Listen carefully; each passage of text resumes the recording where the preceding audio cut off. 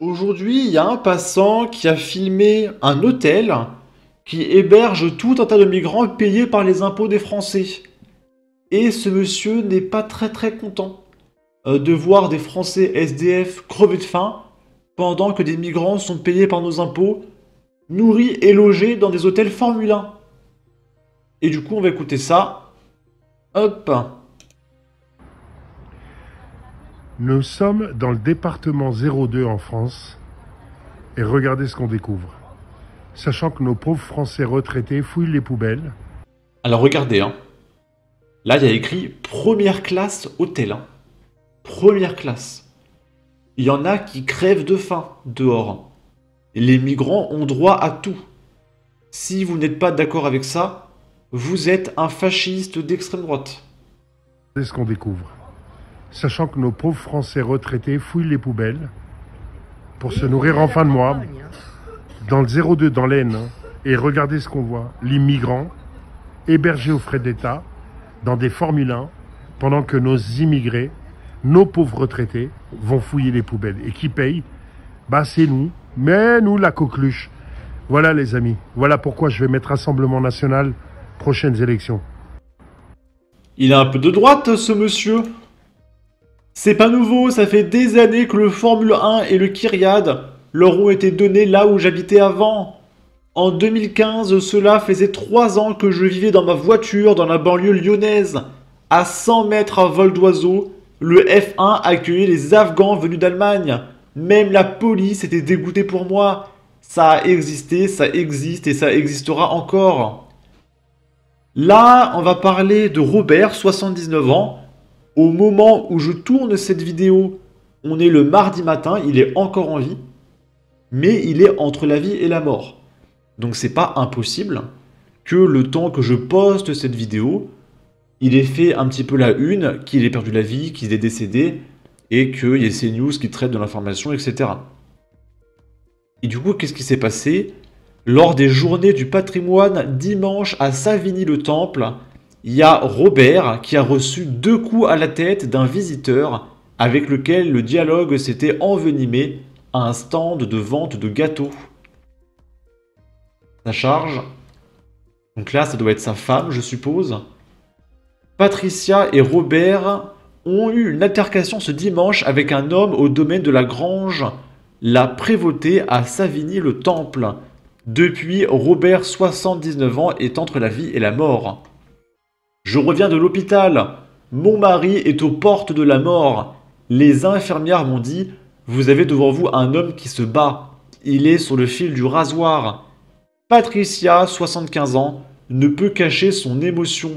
Son mari, Robert, se trouve entre la vie et la mort à l'hôpital de Melun suite aux violences dont il a été victime la veille au château du domaine de la Grange, la Prévôté à Savigny-le-Temple. Dans le cadre des Journées du patrimoine, le couple qui adhère à l'association des amis du château depuis une dizaine d'années officiait près d'un stand de gâteaux et de boissons.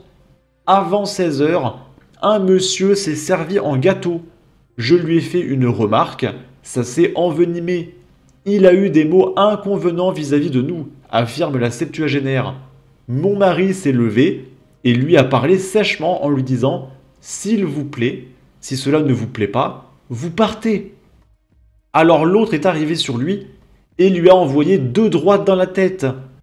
Mon mari est tombé en emportant une table en bois. J'ai couru vers lui, il s'est relevé 20 secondes et il est retombé.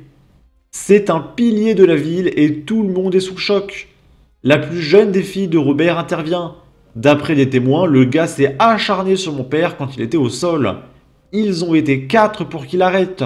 Pour nous, c'est violent et inacceptable. On ne comprend pas. Comment peut-on s'en prendre à un homme de 79 ans? Il a toujours fait énormément de bénévolat. Il a 7 petits-enfants. On m'arrache mon père, soupire-t-elle. Son épouse l'a vu ce lundi après-midi. Il bouge. Il commence à réagir au prénom de nos petits-enfants. On voit qu'il essaye d'ouvrir les yeux, mais il n'y arrive pas, confie-t-elle très émue. Les secours ont été appelés immédiatement et sont intervenus rapidement, indiquait ce lundi soir la municipalité de Savigny dans un communiqué. Donc a priori, il y a une forme de rétablissement. Et on espère de tout cœur qu'il va réussir à s'en remettre.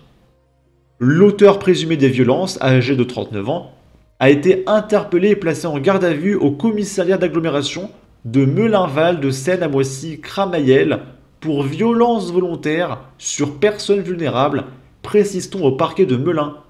Était-il ivre au moment de cette poussée de violence gratuite et inadmissible? Tout le monde se pose la question, je ne sais pas. Dans la panique, je n'ai rien vu. Si je le croisais dans la rue, je ne le reconnaîtrais même pas, confie Patricia. Ok. Et du coup, s'il était ivre, on dira qu'il n'a pas fait exprès, qu'il n'était pas responsable de ses actes. Après, tu me diras, si Robert survit, il n'y a aucune chance que le mec prenne une quelconque forme de sanction. Parce qu'il faut au grand minimum tuer quelqu'un pour avoir ne serait-ce qu'un bracelet électronique dans ce pays. Mais voilà, on espère vraiment que Robert va s'en remettre. Là, on est à Carcurian dans le 8-3. Il y a le gérant d'une quincaillerie qui s'est fait planter par des voleurs. La veille de l'agression, plusieurs personnes ont dérobé un couteau dans la quincaillerie de la victime. L'altercation a eu lieu ce vendredi 20 septembre lorsque le gérant a réclamé le retour de son article volé. Le gérant de la quincaillerie Vesaro, située à Carqueran, dans le Var, a été planté par plusieurs individus dans le centre-ville, le vendredi 20 septembre dans l'après-midi, selon les informations de BFM Toulon-Var. L'affaire débute la veille dans le commerce, quand plusieurs individus dérobent un couteau et prennent la fuite. Le lendemain, le gérant croise les voleurs et demande la restitution de l'objet volé. L'échange tourne court et l'un des voleurs plante le gérant avant de prendre la fuite. La victime est légèrement blessée. Une enquête a été ouverte pour retrouver les agresseurs. Là, on est à Massy dans le 9-1. Nu en pleine rue, un migrant malgache agresse une jeune femme et frappe des policiers. Donc là, on a affaire à un mec complètement starbé. Et du coup, le mec a insulté les policiers juste derrière et il s'est fait maîtriser. On n'a pas beaucoup d'informations. Ok. Et on va terminer avec Béziers dans le 34. Un jeune Naël qui fait une course-poursuite à 120 km/h en contresens refuse d'obtempérer. Le mec était déjà sous le coup d'un sursis probatoire pour un autre refus d'obtempérer et il est condamné à 3 ans. Donc ça veut dire que s'il se comporte bien, dans 1 an, il est dehors. Sachant que pendant 1 an, le mec aura sûrement une peine en semi-liberté, donc il sera quand même dehors, avec un bracelet électronique, vous inquiétez pas. La justice est passée. Un jeune homme de 18 ans a été condamné ce lundi 23 septembre à 3 ans de prison pour avoir refusé d'obtempérer et multiplié les comportements dangereux à Béziers, vendredi 20 septembre, a appris le Figaro auprès du parquet de la ville. Déjà connu de la justice, avec plusieurs condamnations à des peines d'emprisonnement ferme pour plusieurs vols et recels, et sous le coup d'un sursis probatoire pour un précédent refus d'obtempérer, le jeune homme a été placé en détention provisoire dans l'attente de sa comparution immédiate ce lundi.